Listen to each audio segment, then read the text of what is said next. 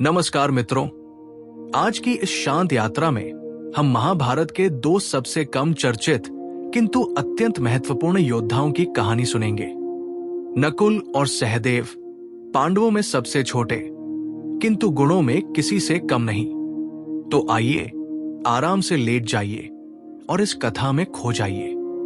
बहुत समय पहले की बात है, जब हस्तिनापुर के राजा पांडु अपनी दोनों पत्नियों कुंती और माद्री के साथ वन में रह रहे थे। एक दिन कुंती ने माद्री को एक दिव्य मंत्र का रहस्य बताया। ये मंत्र किसी भी देवता का आह्वान कर संतान प्राप्त करने की शक्ति रखता था। माद्री ने सोचा कि वह भी संतान की माता बनना चाहती है और उन्होंने अश्विनी कुमारों का आह्वान किया। अश्विनी कुमार स्वर्ग के दिव्य चिकित्सक थे, जो अपने सौंदर्य, शक्ति और चिकित्सा कला के लिए प्रसिद्ध थे। जब माद्री ने उनका आह्वान किया तो दोनों अश्विनी कुमार प्रकट हुए और उन्हें आशीर्वाद दिया। शीघ्र ही माद्री ने दो अद्भुत पुत्रों को जन्म दिया। ये थे नकुल और सहदेव, जुड़वा भाई, जो अपने दिव्य पिताओं की तरह अत्यंत सुंदर और तेजस्वी थे। उनका जन्म एक शुभ मुहूर्त में हुआ था और आकाश में देवताओं ने फूलों की वर्षा की। नकुल और सहदेव जैसे जैसे बड़े होने लगे, उनका सौंदर्य देखते ही बनता था। नकुल को संपूर्ण आर्यावर्त में सबसे सुंदर पुरुष माना जाता था। उनके चेहरे पर एक दिव्य तेज था, जो सूर्य की किरणों की तरह चमकता था। उनके बाल काले और घने थे और उनकी आंखें कमल के समान विशाल थी। सहदेव भी अपने भाई के समान ही सुंदर थे, लेकिन उनके व्यक्तित्व में एक गहराई थी, एक गंभीरता जो उन्हें विशेष बनाती थी। उनकी आंखों में ज्ञान की गहराई दिखाई देती थी, मानो वे भविष्य को देख सकते हों। वास्तव में सहदेव को ज्योतिष शास्त्र का अद्भुत ज्ञान था और वे भविष्य की घटनाओं को जान सकते थे। जब पांडव बड़े हो रहे थे तो सभी भाइयों को विभिन्न कलाओं में प्रशिक्षण दिया गया। द्रोणाचार्य के आश्रम में नकुल ने तलवार युद्ध में विशेष महारत हासिल की। उनकी तलवार चलाने की कला इतनी उत्कृष्ट थी कि वे युद्ध में एक साथ कई शत्रुओं का सामना कर सकते थे। उनकी चपलता और गति अद्भुत थी, मानो वे नृत्य कर रहे हों। लेकिन नकुल की सबसे विशेष विद्या थी अश्व विद्या। उन्हें घोड़ों से अत्यधिक प्रेम था और वे घोड़ों की हर नस्ल को पहचान सकते थे। वे घोड़ों की भाषा समझते थे, उनकी बीमारियों का इलाज कर सकते थे और सबसे जंगली घोड़े को भी वश में कर सकते थे। संपूर्ण आर्यावर्त में घोड़ों के ज्ञान में उनका कोई सानी नहीं था। सहदेव को बचपन से ही ज्योतिष और वेद शास्त्र में रुचि थी। उन्होंने ऋषि मुनियों से ज्योतिष विद्या सीखी और इसमें इतने पारंगत हो गए कि वे तारों की गति से भविष्य की घटनाओं को जान सकते थे। कहा जाता है कि सहदेव को महाभारत के युद्ध के बारे में पहले से ही ज्ञात था, लेकिन एक श्राप के कारण वे किसी को नहीं बता सकते थे। सहदेव गाय पालन में भी अत्यंत निपुण थे। वे गायों की विभिन्न नस्लों को पहचानते थे और उनकी देखभाल करना जानते थे। उनकी बुद्धि इतनी तीव्र थी कि युधिष्ठिर भी महत्वपूर्ण निर्णय लेने से पहले उनसे परामर्श लेते थे। हालांकि वे 5 भाइयों में सबसे छोटे थे, लेकिन उनकी बुद्धिमत्ता और विवेक सबसे अधिक थी। नकुल और सहदेव में अद्भुत भाईचारा था। जुड़वा होने के कारण वे एक दूसरे के विचार समझ सकते थे। नकुल अधिक बहिर्मुखी थे, हमेशा मुस्कुराते रहते थे और सबसे मिलनसार थे। वहीं सहदेव शांत स्वभाव के थे, गंभीर और विचारशील। लेकिन दोनों एक दूसरे के बिना अधूरे थे।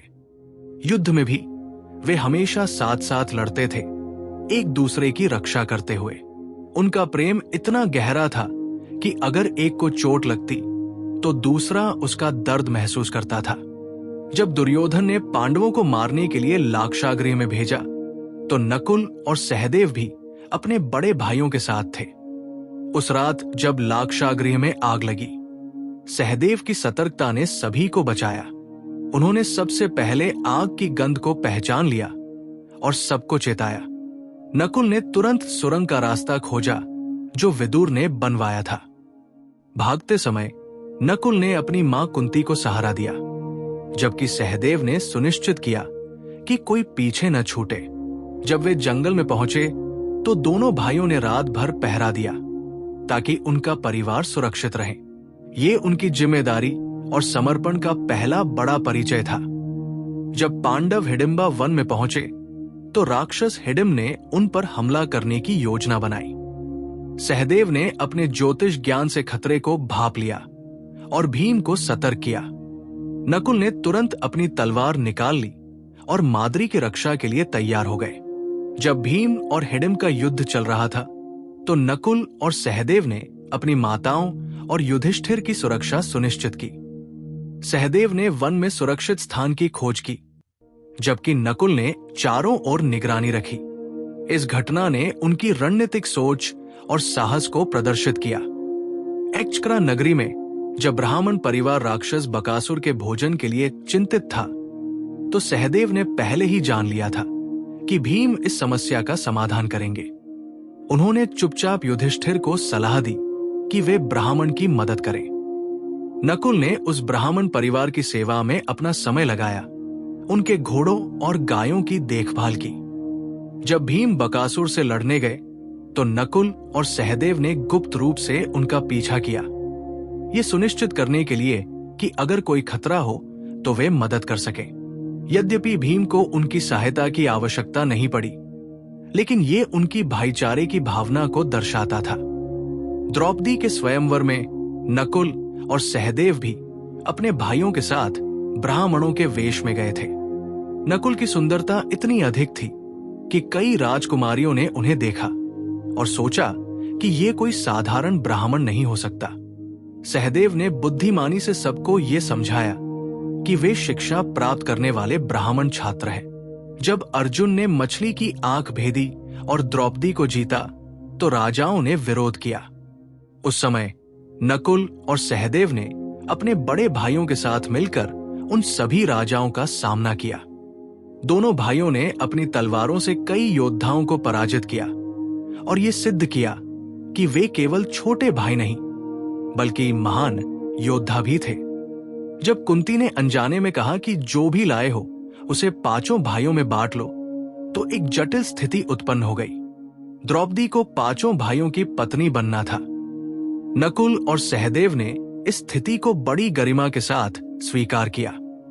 उन्होंने द्रौपदी का सम्मान किया और हमेशा उन्हें अपनी बड़ी भाभी की तरह देखा, भले ही वे भी उनके पति थे। दोनों भाइयों ने द्रौपदी की सेवा और सुरक्षा को अपना कर्तव्य माना। कृपया इस वीडियो को लाइक करें और हमारे चैनल को सब्सक्राइब करें ताकि ऐसी और कहानियां आप तक पहुंच सके। जब पांडवों को आधा राज्य मिला तो उन्हें खांडव वन का बंजर क्षेत्र दिया गया। इंद्रप्रस्थ के निर्माण में नकुल और सहदेव की महत्वपूर्ण भूमिका थी।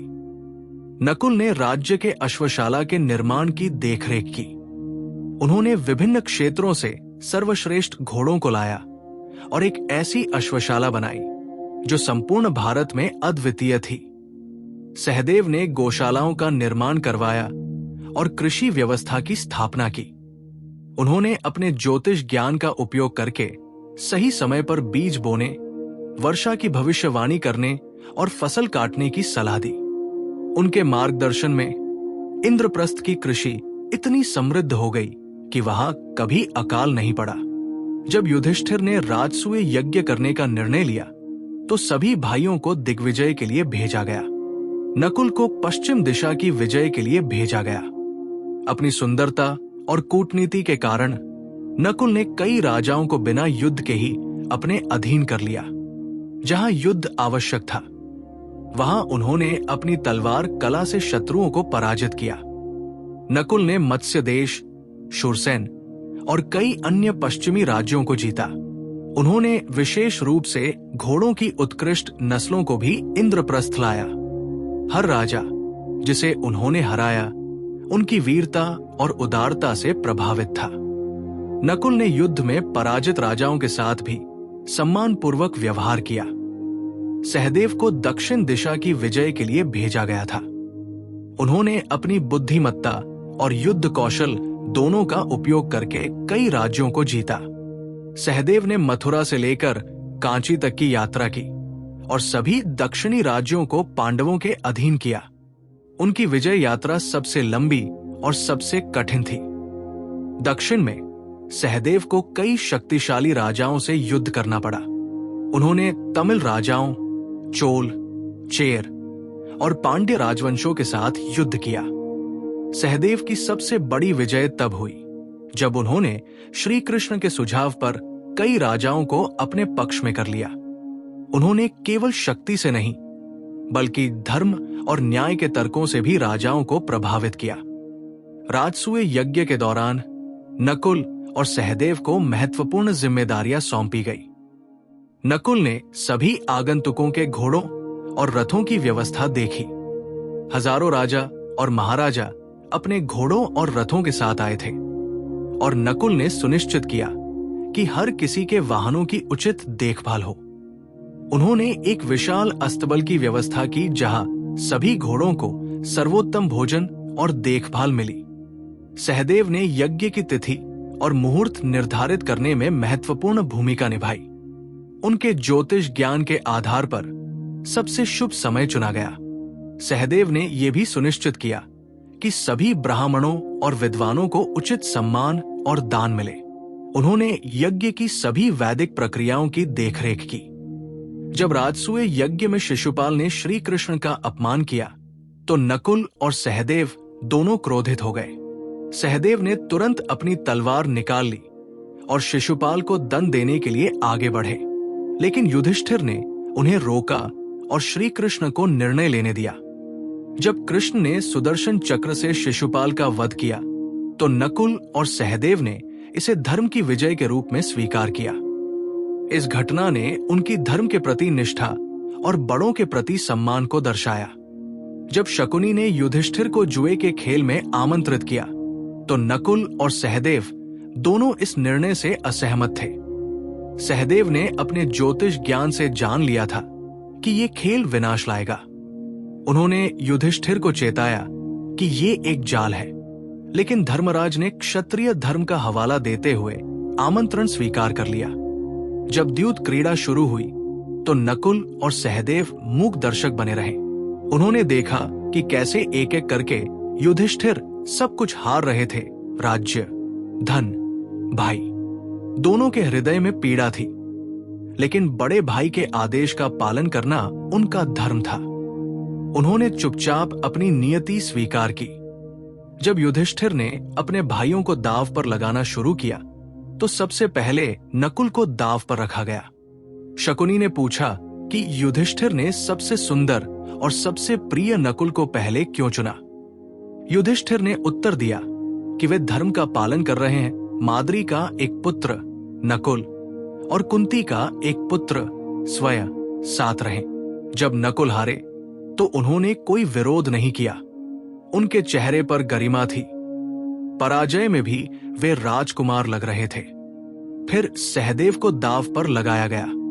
सहदेव, जो भविष्य जानते थे, पहले से जानते थे कि वे हारेंगे, लेकिन उन्होंने भी शांति से अपनी पराजय स्वीकार की। दोनों भाइयों ने अपनी गुलामी को गरिमा के साथ सहा।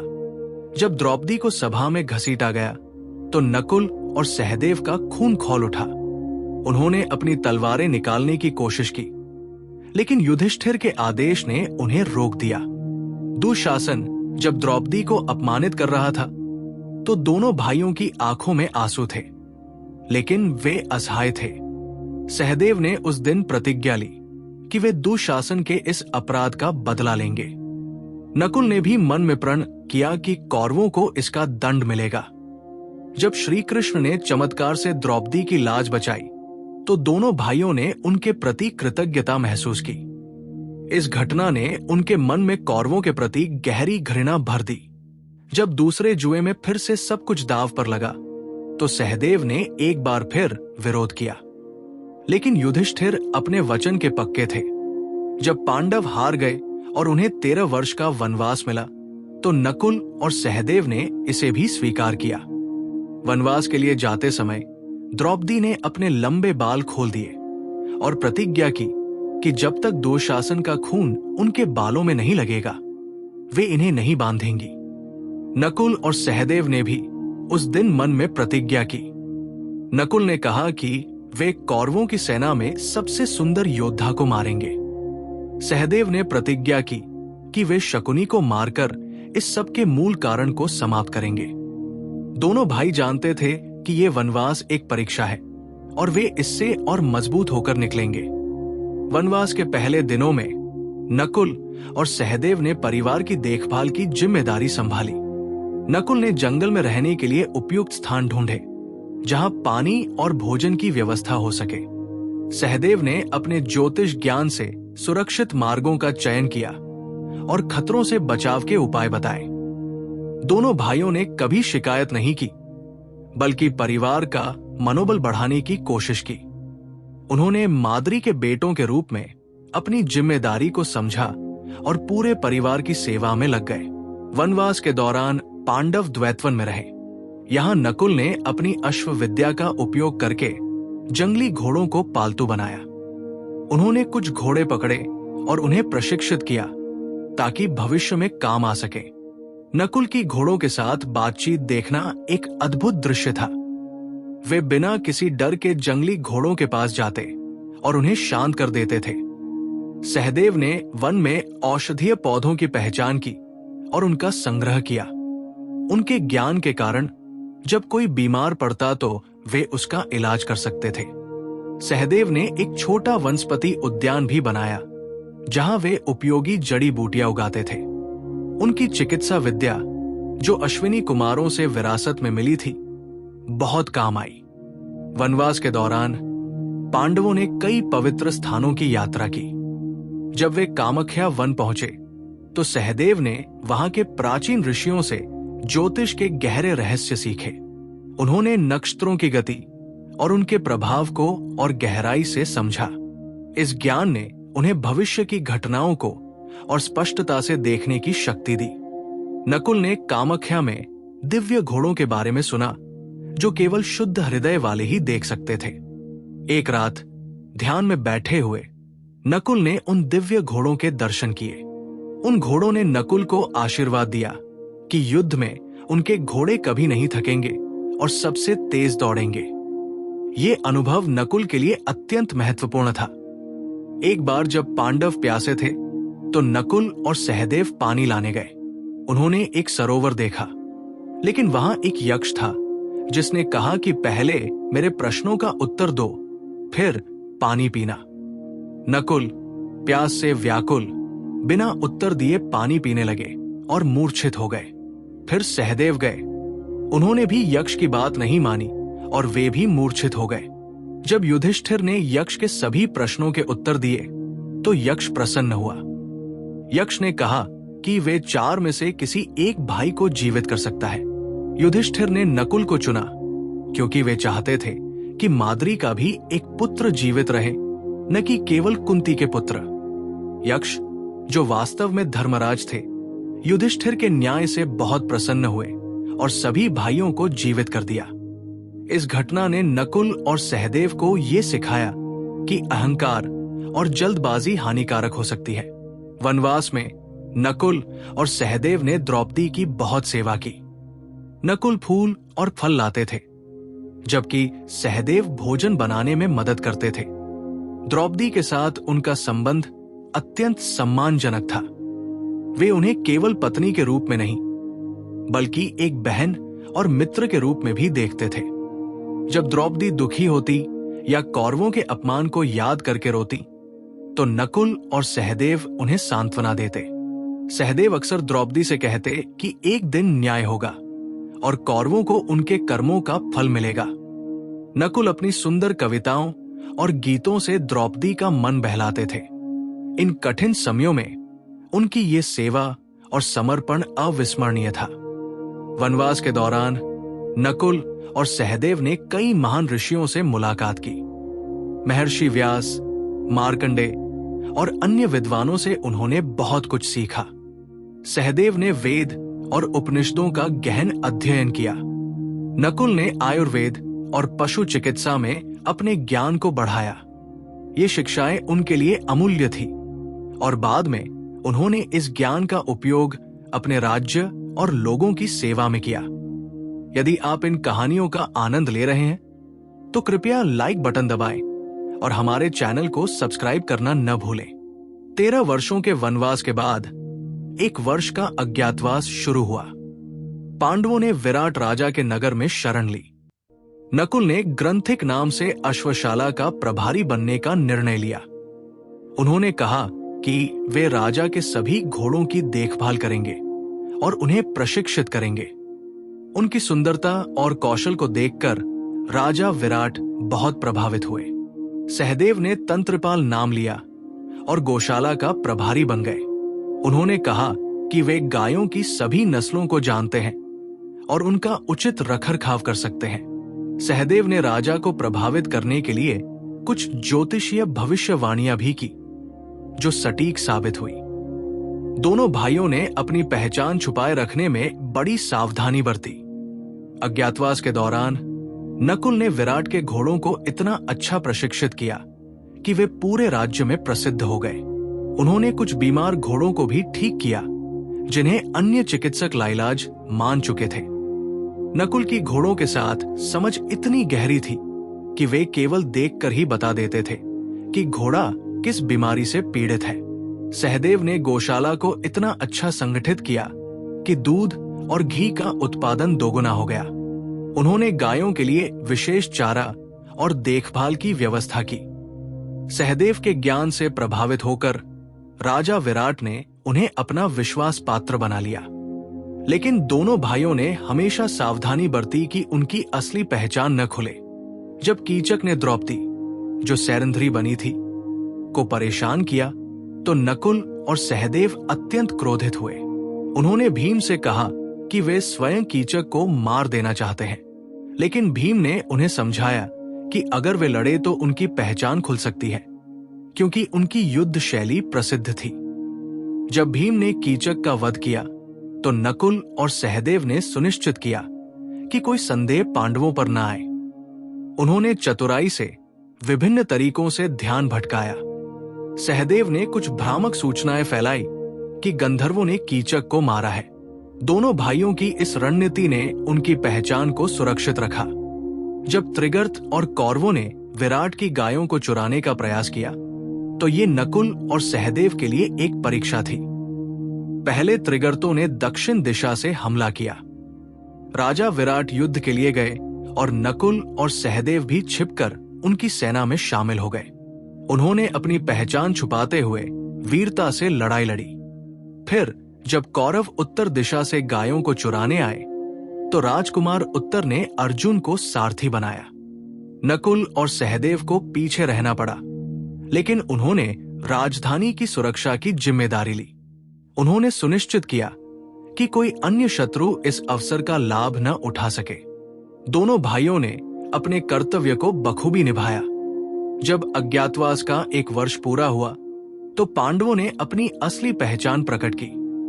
राजा विराट आश्चर्यचकित रह गए कि ग्रंथिक और तंत्रपाल वास्तव में महान पांडव नकुल और सहदेव थे।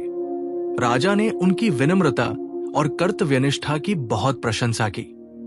नकुल और सहदेव ने पूरे वर्ष अपनी पहचान छुपाकर ये सिद्ध कर दिया कि वे न केवल महान योद्धा थे, बल्कि धैर्यवान और बुद्धिमान भी थे।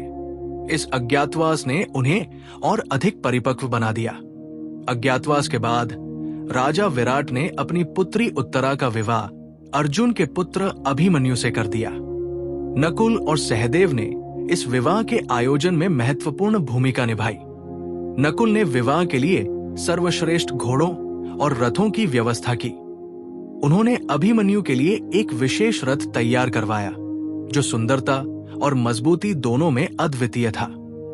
सहदेव ने विवाह की तिथि और मुहूर्त निर्धारित किया। उन्होंने सुनिश्चित किया कि सभी ज्योतिषीय गणनाएं सही हों, ताकि ये विवाह शुभ और दीर्घायु हो। सहदेव जानते थे कि भविष्य में क्या होने वाला है, लेकिन उन्होंने अपने ज्ञान को छुपाया और हर्ष के साथ विवाह में भाग लिया।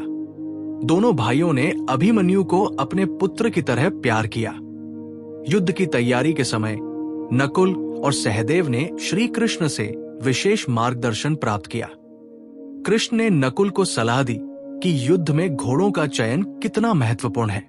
नकुल ने विभिन्न राज्यों से सर्वश्रेष्ठ घोड़े एकत्र किए और पांडव सेना के लिए एक विशाल अश्व बल तैयार किया। इन घोड़ों की गति और सहन शक्ति युद्ध में बहुत महत्वपूर्ण साबित हुई। सहदेव ने कृष्ण से युद्ध की रणनीति पर चर्चा की। कृष्ण ने सहदेव की बुद्धिमत्ता की प्रशंसा की और कहा कि युद्ध में उनका ज्योतिषीय ज्ञान बहुत काम आएगा। सहदेव ने युद्ध के शुभ मुहूर्त निर्धारित किए और ये भी बताया कि किस दिन कौन सी रणनीति सफल होगी। कृष्ण ने सहदेव को विशेष आशीर्वाद दिया। युद्ध की तैयारी में नकुल को घुड़सवार सेना का प्रमुख बनाया गया। उन्होंने हजारों घुड़सवारों को प्रशिक्षित किया और उन्हें विभिन्न युद्ध तकनीकें सिखाई। नकुल की घुड़सवार सेना इतनी कुशल थी कि वे किसी भी प्रकार के इलाके में लड़ सकते थे, चाहे मैदान हो, पहाड़ हो या नदी के किनारे। सहदेव को सेना की आपूर्ति और रसद का प्रभारी बनाया गया। उन्होंने सुनिश्चित किया कि सेना के पास पर्याप्त भोजन, हथियार और चिकित्सा सुविधाएं हों। सहदेव ने एक व्यवस्थित प्रणाली बनाई जिससे युद्ध के दौरान कभी आपूर्ति की कमी नहीं हुई। उनकी योजना और व्यवस्था ने पांडव सेना को एक बड़ा लाभ दिया। जब श्री कृष्ण शांति के प्रयास के लिए हस्तिनापुर गए तो सहदेव ने उन्हें विशेष संदेश दिया। सहदेव जानते थे कि युद्ध अनिवार्य है, लेकिन फिर भी उन्होंने कृष्ण से कहा कि वे शांति का प्रयास अवश्य करें। सहदेव का संदेश था कि अगर कौरव पांडवों को केवल 5 गांव भी दे दें तो युद्ध टल सकता है। नकुल ने भी कृष्ण से कहा कि वे दुर्योधन को समझाए कि युद्ध में केवल विनाश है। लेकिन जब कृष्ण असफल होकर लौटे तो नकुल और सहदेव ने युद्ध के लिए स्वयं को तैयार कर लिया। उन्होंने अपने हथियारों को तेज किया, अपने घोड़ों को तैयार किया और मन को युद्ध के लिए दृढ़ किया। अब पीछे हटने का कोई रास्ता नहीं था। कुरुक्षेत्र के मैदान में युद्ध से एक रात पहले नकुल और सहदेव ने साथ बैठकर अपने जीवन को याद किया। उन्होंने अपने बचपन, वनवास, अज्ञातवास की बातें की। दोनों भाई जानते थे कि आने वाला युद्ध भयंकर होगा और कई प्रियजनों को खो देंगे। सहदेव ने नकुल से कहा कि चाहे कुछ भी हो, वे एक दूसरे का साथ नहीं छोड़ेंगे। नकुल ने वचन दिया कि वे हमेशा साथ रहेंगे, जीवन में और मृत्यु में भी। महाभारत युद्ध के पहले दिन नकुल और सहदेव ने अपने अपने दिव्य रथों पर सवार होकर युद्ध में प्रवेश किया। नकुल का रथ तेज घोड़ों से जुड़ा था जो बिजली की गति से दौड़ते थे। सहदेव का रथ दृढ़ और मजबूत था जो किसी भी आक्रमण को सहन कर सकता था। दोनों भाइयों ने अपने अपने ध्वज फहराए और युद्ध के मैदान में उतरे। पहले दिन ही नकुल ने कई कौरव योद्धाओं को पराजित किया। उनकी तलवार की चमक सूर्य की किरणों से भी तेज थी। सहदेव ने अपनी गदा और तलवार से शत्रुओं को धराशायी किया। दोनों भाई एक साथ लड़ते थे, एक दूसरे की पीठ की रक्षा करते हुए। उनकी युद्ध कला देखकर दोनों सेनाएं चकित थी। पहले दिन के अंत में दोनों भाइयों ने सिद्ध कर दिया कि वे केवल छोटे भाई नहीं बल्कि महान योद्धा भी हैं। जब भीष्म पितामह कौरव सेना के सेनापति थे तो युद्ध अत्यंत कठिन था। नकुल और सहदेव को अपने पितामह के विरुद्ध लड़ना पड़ा। दोनों के हृदय में पीड़ा थी, लेकिन क्षत्रिय धर्म का पालन करते हुए वे लड़े। एक दिन भीष्म ने नकुल पर भयंकर आक्रमण किया। नकुल की प्रतिरक्षा इतनी कुशल थी कि भीष्म ने उनकी प्रशंसा की। सहदेव ने एक बार भीष्म को चुनौती दी और उनके साथ द्वंद्व युद्ध किया। यद्यपि सहदेव भीष्म को नहीं हरा सके, लेकिन उन्होंने अपने साहस और युद्ध कौशल से सभी को प्रभावित किया। भीष्म ने युद्ध के बाद कहा कि नकुल और सहदेव में अपार संभावनाएं हैं और अगर उन्हें अधिक अवसर मिले तो वे सबसे महान योद्धा बन सकते हैं। जब द्रोणाचार्य कौरव सेना के सेनापति बने तो उन्होंने युधिष्ठिर को पकड़ने की योजना बनाई। नकुल और सहदेव ने युधिष्ठिर की रक्षा के लिए एक विशेष व्यूह बनाया। नकुल अपनी तीव्र गति से शत्रुओं को भ्रमित करते थे, जबकि सहदेव अपनी रणनीति से उन्हें फंसाते थे। दोनों भाइयों की ये जोड़ी अजेय थी। एक दिन द्रोणाचार्य ने सहदेव को घेर लिया। सहदेव ने अपने गुरु के सामने नतमस्तक होकर कहा कि वे युद्ध में उनका सामना करने के लिए विवश है। द्रोणाचार्य ने सहदेव की विनम्रता देखी और उन्हें आशीर्वाद दिया। फिर युद्ध हुआ और सहदेव ने अपनी पूरी शक्ति से लड़ाई लड़ी। यद्यपि वे द्रोणाचार्य को नहीं हरा सके, लेकिन उन्होंने अपने गुरु को गर्वित किया। जब अभिमन्यु चक्रव्यूह में फंसे और उनकी मृत्यु हुई तो नकुल और सहदेव अत्यंत दुखी हुए। अभिमन्यु उनके लिए पुत्र के समान था। जब उन्हें अभिमन्यु की मृत्यु का समाचार मिला तो दोनों भाई युद्ध के मैदान में दौड़े। उन्होंने अभिमन्यु के शरीर को देखा और प्रतिज्ञा ली कि वे उसकी मृत्यु का बदला लेंगे। उस दिन के बाद नकुल और सहदेव की युद्ध शैली बदल गई। वे और अधिक उग्र हो गए। दोनों भाइयों ने उन कौरवों को खोजा जो चक्रव्यूह में अभिमन्यु की हत्या में शामिल थे। नकुल ने अपनी तलवार से कई कौरव योद्धाओं का वध किया। सहदेव ने प्रतिज्ञा की कि वे शकुनी को मारेंगे, क्योंकि वही इस सब युद्ध का मूल कारण था। अभिमन्यु की मृत्यु ने उनके मन में प्रतिशोध की अग्नि प्रज्वलित कर दी। जब कर्ण कौरव सेना के सेनापति बने तो युद्ध और भी भयंकर हो गया। नकुल और सहदेव दोनों ने कर्ण के साथ युद्ध किया। कर्ण एक महान योद्धा था, लेकिन नकुल और सहदेव ने उसका सामना साहस से किया। एक बार नकुल ने कर्ण के रथ के घोड़ों को घायल कर दिया, जिससे कर्ण को अस्थायी रूप से पीछे हटना पड़ा। सहदेव ने कर्ण के सारथी को निशाना बनाया और उसे घायल कर दिया। यद्यपि वे कर्ण को हरा नहीं सके, लेकिन उन्होंने ये सिद्ध किया कि वे किसी से कम नहीं थे। अगर आप इस कहानी को पसंद कर रहे हैं तो कृपया इस वीडियो को लाइक करें और हमारे चैनल को सब्सक्राइब करें। महाभारत युद्ध के अंतिम दिनों में सहदेव को वो अवसर मिला जिसका वे इतने समय से इंतजार कर रहे थे। शकुनी, जो इस पूरे युद्ध का मूल कारण था, उनके सामने था। सहदेव ने अपनी तलवार निकाली और शकुनी को युद्ध के लिए ललकारा। शकुनी ने हंसते हुए कहा कि वे तो केवल जुआ खेलना जानते हैं, युद्ध नहीं। लेकिन शकुनी के पास भी अस्त्र शस्त्र थे और वह लड़ने लगा। सहदेव ने अपनी पूरी शक्ति से शकुनी पर प्रहार किया। उन्होंने द्रौपदी के अपमान, द्यूत क्रीड़ा, वनवास सब कुछ याद किया। उनका प्रत्येक वार इन अपमानों का प्रतिशोध था। अंततः सहदेव ने अपनी तलवार से शकुनी का सिर काट दिया। जब शकुनी का सिर भूमि पर गिरा तो सहदेव ने अपनी प्रतिज्ञा पूरी होने की घोषणा की। उन्होंने कहा कि इस दुष्ट के कारण ही ये विनाशकारी युद्ध हुआ और अब न्याय हुआ है। शकुनी के साथ साथ शल्य भी युद्ध के मैदान में था। शल्य माद्री का भाई था, अर्थात नकुल और सहदेव का मामा, लेकिन वे कौरवों की ओर से लड़ रहे थे। नकुल का हृदय टूट रहा था कि उन्हें अपने मामा से युद्ध करना पड़ेगा, लेकिन युधिष्ठिर ने शल्य का वध किया और नकुल को इस पीड़ा से मुक्ति मिली।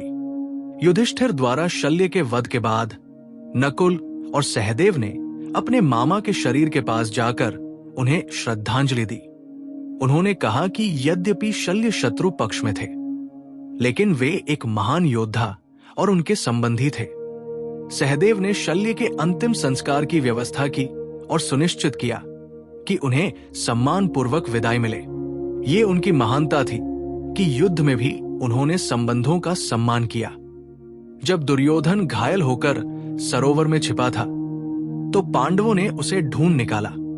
भीम और दुर्योधन के बीच गदा युद्ध हुआ। नकुल और सहदेव वहां उपस्थित थे, ये देखने के लिए कि वो व्यक्ति जिसने उनके जीवन को नरक बना दिया था अंततः पराजित हो रहा है। जब भीम ने दुर्योधन की जांघ तोड़ी तो नकुल और सहदेव को संतोष हुआ। घायल दुर्योधन को देखकर सहदेव ने कहा कि ये उसके अधर्म का फल है। नकुल ने याद दिलाया कि कैसे दुर्योधन ने द्रौपदी का अपमान किया था और पांडवों को वनवास दिया था। दोनों भाइयों ने दुर्योधन से कहा कि न्याय हमेशा विजयी होता है। दुर्योधन की मृत्यु के साथ नकुल और सहदेव का एक लंबा संघर्ष समाप्त हुआ। युद्ध के बाद जब अश्वत्थामा ने रात में पांडव शिविर पर हमला किया और द्रौपदी के 5 पुत्रों को मार डाला, तो नकुल और सहदेव फूट फूट कर रोए। उनके पुत्र प्रतिविंध्य, नकुल का पुत्र, और सुतसोम, सहदेव का पुत्र, की निर्मम हत्या ने उन्हें तोड़ दिया। दोनों भाई अश्वत्थामा को खोजने निकल पड़े। जब अर्जुन ने अश्वत्थामा को पकड़ा तो नकुल और सहदेव चाहते थे कि उसे तुरंत मार दिया जाए, लेकिन द्रौपदी ने कहा कि वे उसे मारेंगे नहीं, क्योंकि वह उनके गुरु द्रोणाचार्य का पुत्र है। इसके बजाय उसका सिर मुंडवा दिया गया और उसके माथे से मणि निकाल ली गई। नकुल और सहदेव ने इस निर्णय को स्वीकार किया, यद्यपि उनके हृदय में पीड़ा थी। उन्होंने अपने पुत्रों का अंतिम संस्कार किया और प्रण लिया कि वे उनकी स्मृति को जीवित रखेंगे।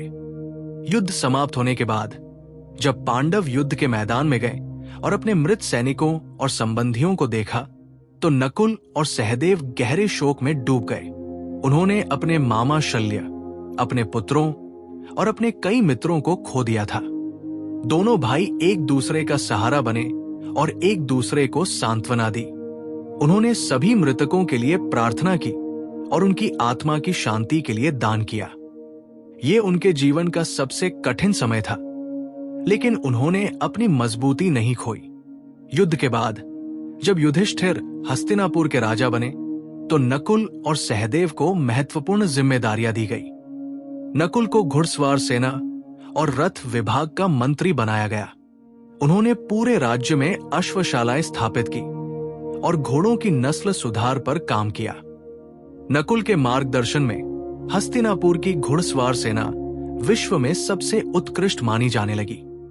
सहदेव को कृषि और पशुपालन मंत्री बनाया गया। उन्होंने ज्योतिष के अनुसार कृषि कैलेंडर बनाया, जिससे किसानों को पता चलता था कि कब बीज बोना है और कब फसल काटनी है। सहदेव ने गौशालाओं का जाल बिछाया और गायों की देखभाल के लिए विशेष नियम बनाए। उनके प्रयासों से राज्य में कभी अकाल नहीं पड़ा और सभी लोग समृद्ध रहे। नकुल और सहदेव दोनों न्याय के प्रबल पक्षधर थे। नकुल अक्सर विभिन्न प्रांतों की यात्रा करते और वहां की समस्याओं को सुनते। वे न्यायप्रिय थे और कभी भी किसी के साथ पक्षपात नहीं करते थे। उनकी सुंदरता और न्यायप्रियता के कारण लोग उन्हें देवता की तरह मानते थे। नकुल ने कई सामाजिक सुधार भी किए और महिलाओं और बच्चों के अधिकारों की रक्षा के लिए नियम बनाए। सहदेव ने शिक्षा व्यवस्था को सुधारा। उन्होंने गुरुकुलों की स्थापना की, जहां बच्चों को वेद, ज्योतिष, गणित और अन्य विषय पढ़ाए जाते थे। सहदेव स्वयं कभी कभी इन गुरुकुलों में जाकर छात्रों को पढ़ाते थे। उन्होंने एक विशाल पुस्तकालय भी बनवाया, जहां सभी प्राचीन ग्रंथ संरक्षित थे। सहदेव के प्रयासों से हस्तिनापुर ज्ञान का केंद्र बन गया। जब युधिष्ठिर ने अश्वमेध यज्ञ करने का निर्णय लिया, तो नकुल की भूमिका अत्यंत महत्वपूर्ण थी। नकुल ने स्वयं यज्ञ के लिए सबसे उत्कृष्ट घोड़े का चयन किया। ये घोड़ा श्वेत वर्ण का था, अत्यंत सुंदर और शक्तिशाली। नकुल ने इस घोड़े को विशेष रूप से प्रशिक्षित किया ताकि वह 1 वर्ष तक स्वतंत्र रूप से घूम सके। जब घोड़ा विभिन्न राज्यों में गया, तो अर्जुन उसके पीछे पीछे सेना के साथ गए। नकुल और सहदेव भी इस अभियान में शामिल थे। कई राजाओं ने घोड़े को रोकने की कोशिश की, लेकिन पांडवों ने उन्हें पराजित किया। सहदेव ने यज्ञ की सभी तिथियों और प्रक्रियाओं की देखरेख की। अश्वमेध यज्ञ की सफलता में नकुल और सहदेव का बहुत बड़ा योगदान था। राज्य करते समय नकुल और सहदेव ने अपने परिवार की भी देखभाल की। नकुल अपनी पत्नी करेनुमती से बहुत प्रेम करते थे। करेनुमती चेदी देश की राजकुमारी थी और नकुल ने उनसे विवाह किया था। नकुल और करेनुमती के पुत्र निर्मित्र एक वीर योद्धा बने। नकुल ने अपने पुत्र को सभी कलाएं सिखाई और उसे एक योग्य राजकुमार बनाया। सहदेव की पत्नी विजया थी, जो मद्र देश की राजकुमारी थी। सहदेव और विजया के पुत्र सुहोत्र एक विद्वान और बुद्धिमान व्यक्ति थे। सहदेव ने अपने पुत्र को वेद और ज्योतिष की शिक्षा दी। दोनों भाइयों ने अपने परिवारों के साथ खुशहाल जीवन व्यतीत किया। वे अपने पुत्रों को वही संस्कार दिए जो उन्होंने अपने बचपन में सीखे थे।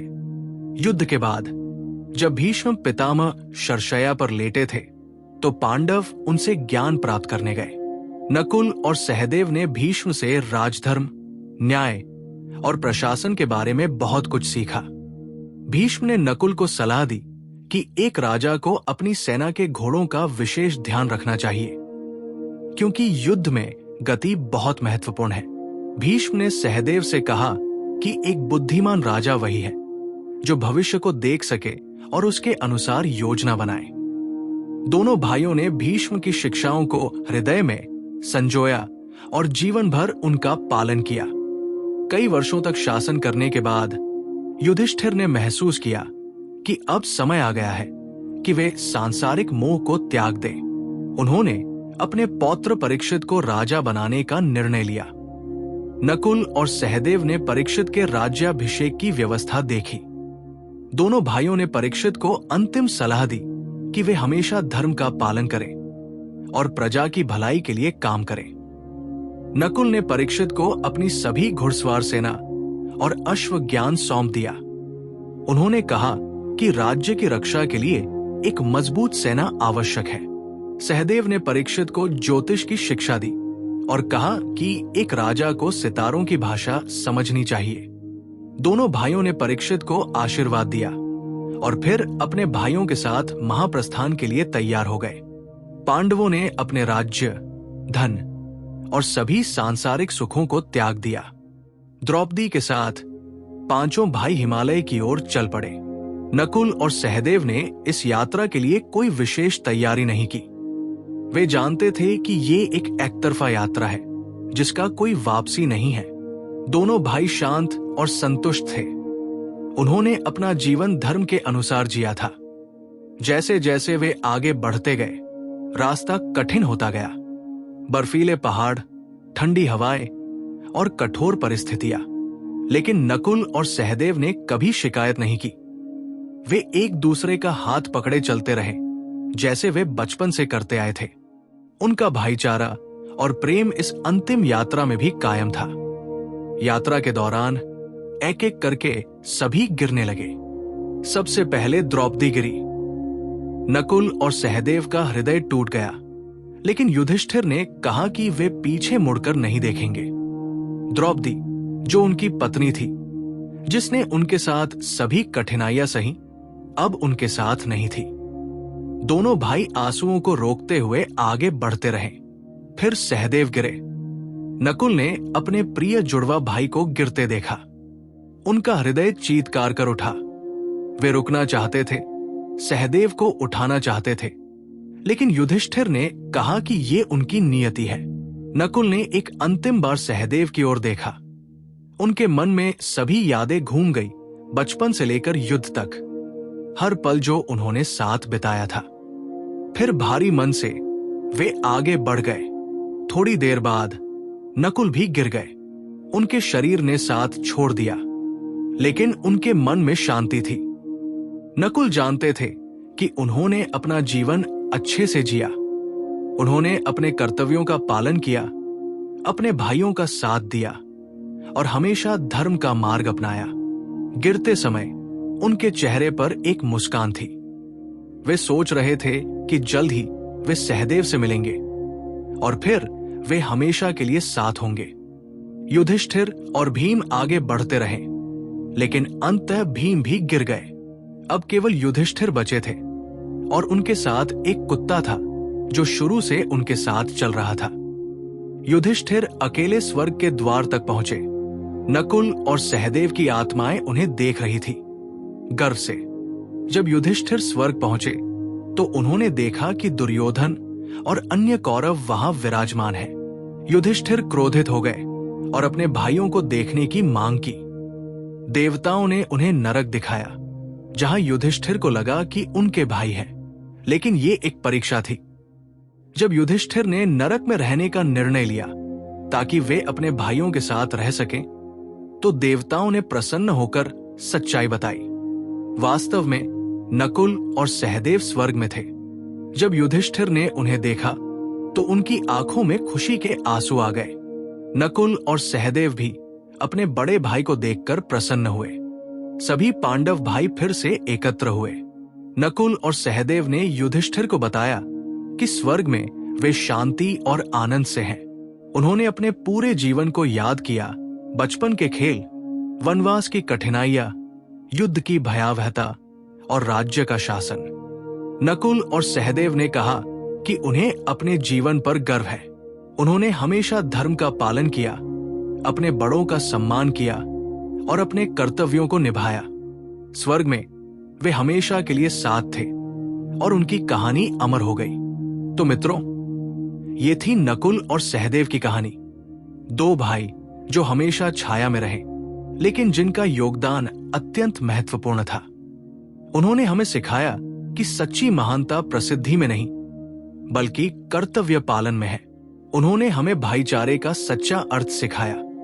आज की रात जब आप सोने जाएं, तो नकुल और सहदेव की इस कहानी को याद रखें। याद रखें कि कैसे उन्होंने हर परिस्थिति में धैर्य, साहस और धर्म का पालन किया।